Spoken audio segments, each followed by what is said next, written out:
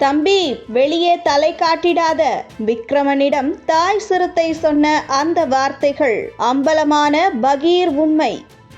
விடுதலை சிறுத்தைகள் கட்சியின் துணை செய்தி தொடர்பாளராக இருக்கும் விக்ரமன் செய்தி வாசிப்பாளராகவும் பணியாற்றியுள்ளார். மேலும் சில முக்கிய சீரியல்களிலும் நடித்து யூடியூப் பிரபலமாகவும் மாறினார்.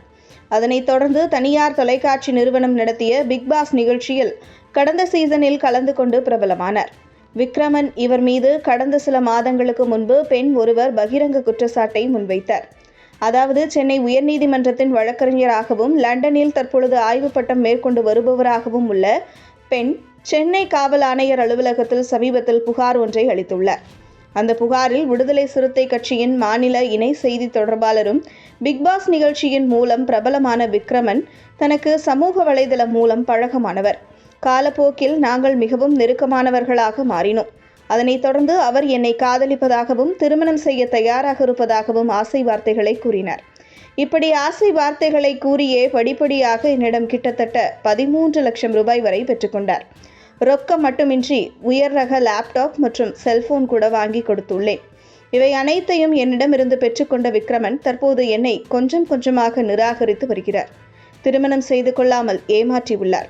இது குறித்து நான் விக்ரமனிடம் கேட்டபோது அவர் என்னை ஜாதி பெயரை கூறி திட்டினார். இப்படி என்னை ஏமாற்றியதற்காகவும் என்னை தவறாக திட்டியதற்காகவும் விக்ரமன் மீது உரிய நடவடிக்கை எடுக்க வேண்டும் என்று அதில் குறிப்பிட்டிருந்தார். இதற்கு முன்பாகவே விடுதலை சிறுத்தைகள் கட்சியின் தலைமை அலுவலகத்திற்கும் இதே பெண் இது குறித்து கடிதம் எழுதியிருந்தார். ஆனால் விடுதலை சிறுத்தைகள் கட்சி விக்ரமன் மீது எந்த ஒரு நடவடிக்கையும் எடுக்காததாலேயே தற்போது இந்த புகாரை காவல்துறையிடம் தெரிவித்தார் என்றும் கூறப்பட்டது.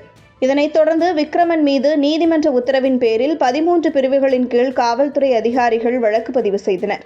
இப்படி விடுதலை சிறுத்தைகள் கட்சியின் பிரமுகரான விக்ரமன் குறித்து பரபரப்பாக பேசப்பட்டு வரும் நிலையில் விக்ரமன் மீது நடவடிக்கை எடுக்கப்பட்டதாகவும் அவரை விசாரிக்க ஒரு குழு அமைக்கப்பட்டு விசாரணைகள் மேற்கொள்ளப்பட வருகிறதாகவும் விடுதலை சிறுத்தைகள் தரப்பில் தகவல் வெளியானது.